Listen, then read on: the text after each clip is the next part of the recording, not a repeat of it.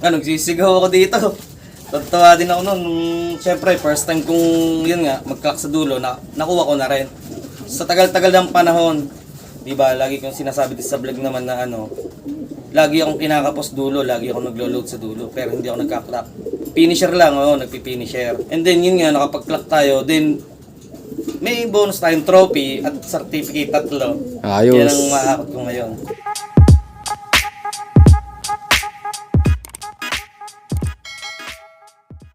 Yan magandang araw sa inyo mga kaibon. Nagbabalik ang Juan Arturo Vlogs. And for today's video, nandito naman tayo ngayon sa Cabuyao, Laguna. At may isang malupit na pigeon panzer na naman tayong nabisita. Kung gusto siyang makilala at makita, tara samahan nyo. Let's go!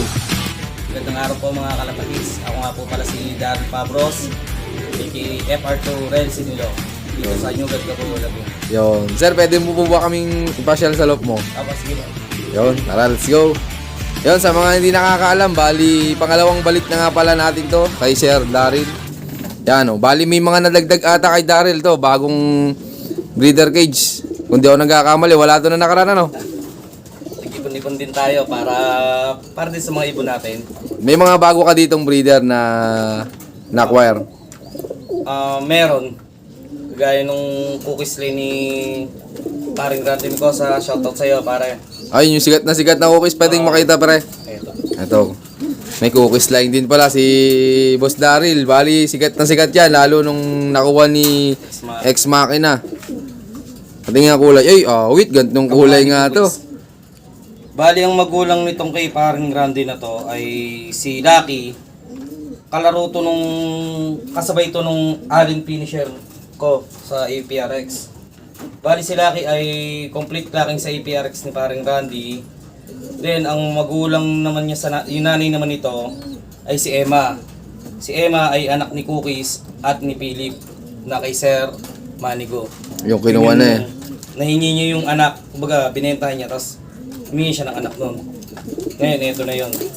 Yan. Bali, magtito ang pairing na ginawa. Ito ang anak. Tapos yan, nasubukan mo na dito sa loob mo. Ngayon pa lang, palitan kami ng line na gusto niya sa gusto ko rin. Yun ang namin. Ayos, ito, abangan natin to. Yan. Sir, pwedeng makita yung nanalo mong ibon. Bali may bago ang tinuturong inakay. Oo. Bali, anak yan ng kay Pinsan 7, Peter Van de Merwe. Hindi sa dyan. Pero breeder kayo. Pinapabatchat ko lang, pinapaano ko lang. Pang stock. Oo. Yung isa lang pang lipad.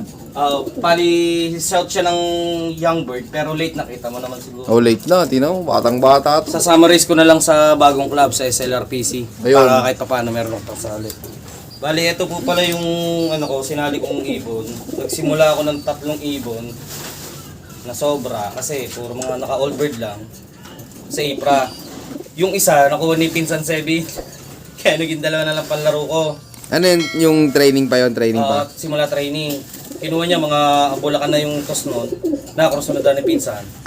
So ginawang breeder ni nandun boss. sa kanya. Ngayon, 2 na lang ang natira ko. Kaya nga yung mga palaro kong yun, puro mga naka-personalize siya noon. Then, ito dapat gagawin kong gift bird sa pagsanghan kay paring Wilmore. Liwanag. Shoutout sa'yo, tol. Sabi niya, saka na muna. Pag gano'n na, siya napupunta dito. Hihingi na lang. So, sige. Choice ako kundi ilaro para meron din ako mailaro sa IPRA kumbaga. Pasabay na rin.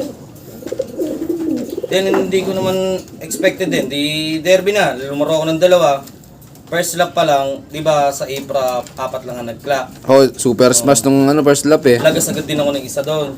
So, isa na lang. Bali yung isa, in-entry mo lang, hindi na umuwi. Oo, nagpa-entry lang. Pagastos lang. Ito, umuwi ng cut-off lang. Saglit lang din. Siguro mga 2 hours o ilang oras lang din. Gawa nung smash nga ang pauwi Di butas agad siya ng isa. And then, yun nga, second lap, ang dami na nag-clock nun. Pero, ewan ko kung hard race pa yun, See you tomorrow pa rin to. Kaya sabi ko, naku, 2 points. Kumbaga, 2 points na nawawala ako. Malaking bagay na yun. Pati, hindi yung sa first time ko mangyari yun, yung hindi agad mag-clock ng 2 sunod. Malala na to, sabi ko. Hindi na maganda sana to. Then, Buti boss, hindi ka nawalan ng pag-asa nung time na yun. Kumbaga, may third lap pa, buhay ka pa naman. Kumbaga, tinignan ko katawan, okay. Meron kasi akong ginamit na gamot na nakasobra, tingin ko. Yun yung hindi ko siya ginagamit sa talagang ginagawa ko, tinesting ko lang. Simula nung first lap yun. First lap, second lap kasi to, may tagahatid to ng ibon na to, kay Sir Brian. Thank you sa'yo, Sir Brian. Siya, kumbaga, busy kasi ako sa mga anak ko. Ang ginagawa ko nun, pinapatid ko na lang, galing pa siya ng pulo, dumadaan pa talaga dito, pakabait nun. Ano ko na. Bali may nagkakarga ng ibon mo. Kay Sir Boyet sa South Bills. Ngayon ito, dinadala na lang. Tapos nun, yun nga, third lap, nag-clock siya 700 plus. Muntikan mabag-up to pa, no? 350 kilometers na yun. Yan ay may ginawa kang bago. Back to normal. Back to normal ka na conditioning. Yun na. Tapos medyo tinuruan ako ni DJ, ni Danres Bayona. Shout out sa'yo, DJ. Yung, kumbaga, medyo in-improve ko ng konti lang. Pero yun pa rin yung dating gawin namin, pares lang. Then, itong ibon na to, nag-clock na ng 700 as of third lap. 350 kilometers, hindi ko Santa. So sabi ko, mas gusto niyo mag-clock na malayo, di nagpipiling-piling na rin ako na, baka dumulo, yun. Then, fourth lap, lawag. Patapos na yung oras. 30 minutes na lang. Cut off na. Oo. Hindi pa siya lumalagapak dito. Yun ang ano niya eh. Yung sign na dumating, may nalagapak dyan. Nalagapak. Pero nung tumingin ako, nandun siya sa taas. Kaya sabi ko, eto na. Hinabol ko pa rin. Clock pa rin. So, 2 points ako. So, 4 laps na. Ako ba? Tapos ko akong TD na nag-clock. Para may pag-asa. Di tinignan mo yung yung clocking. Nakita ko ang resulta, as of 4th lap, ay pang 15 na ako.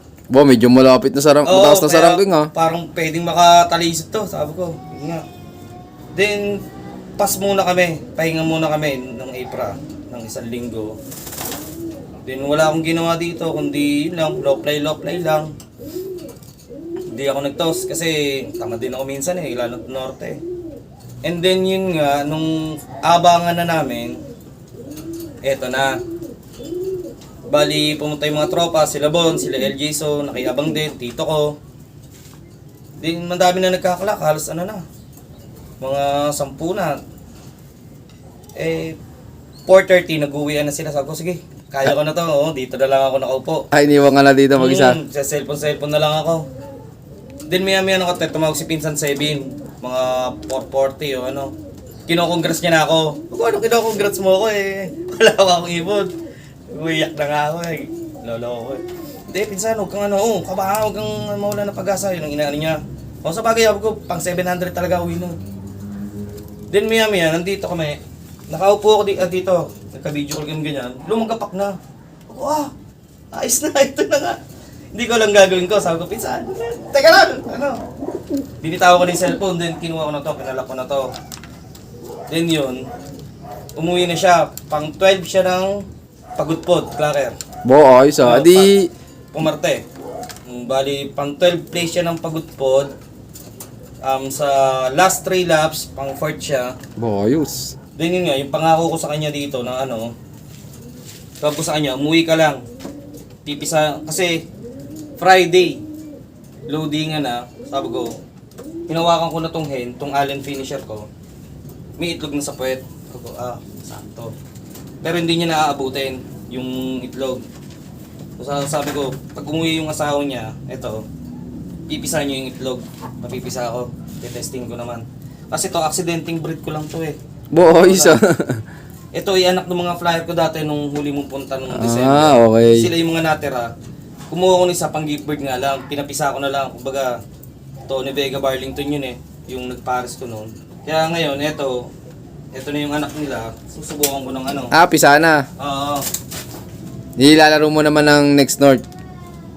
Oo. Yung isa, sa One Batangas, kay Sir Burns Closa. Doon kami mag-one low praise ng mga PXE. Tropang PXE.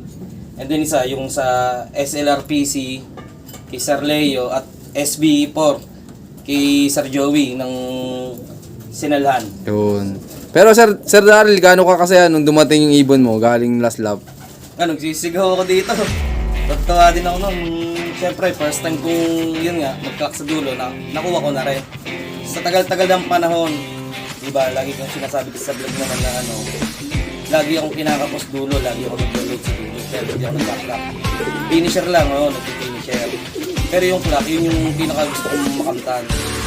And then yun nga, nakapag-clock tayo, then may bonus tayong trophy at certificate lang. Ayos. Yan ang maharap ko ngayon. Ayun, mga kaibon, si Sir Daryl hindi nawala ng pag-asa. Talagang nagpatuloy lang, nakatikim din ng pagkaklak sa dulo. Isipin mo, 3 points, naka-overall pa kahit papaano. Tsaka puro 700 lang speed ano. Maintain lang siya. Talagang- speed talaga. Pumapatay din yung 700 na speed ano.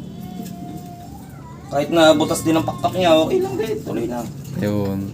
Eh, ikaw Sir Daryl, anong may bibigay mong pahay dyan sa mga viewers natin na hindi pa nakakatikim ng panalo? Gaya ko, ngayon nakakuha na ako ng panalo sa overall. Tuloy-tuloy lang kasi yun nga, masarap naman talaga mag-ibon eh. Pag nakuha mo naman, napakatamis naman yan para sa iyo eh. Ako, 10 years mahigit. Pero nakuha ko, masaya. Kumbaga pag nakuha ko yan, matamis na yan para sa akin. Hindi naman ako nag-iibon para lang manalo din naman eh. Gusto ko yung saya na umuwi ang ibon sa dulo, nagsasak. Yun lang ang habol ko. Bonus na lang yung trophy tsaka yung mga muli, ako nga po pala si Daryl Padros ng Nugal, Cabuyao, Laguna, and I love this game. Yun maraming salamat nga pala sa patuloy yung suporta mga kaibon. At siyempre, Boss Daryl, maraming salamat din sa pag-unlock na makapag-love visit sa'yo. At yun, Boss, baka pala may mga gusto kang i-shoutout dyan. Shoutout nga po pala sa mga tropang PXC natin dyan, sila Ninong Tony, sa Dubai, sa lahat ng PXC family, tropang Sanlo, tropang Nyugan,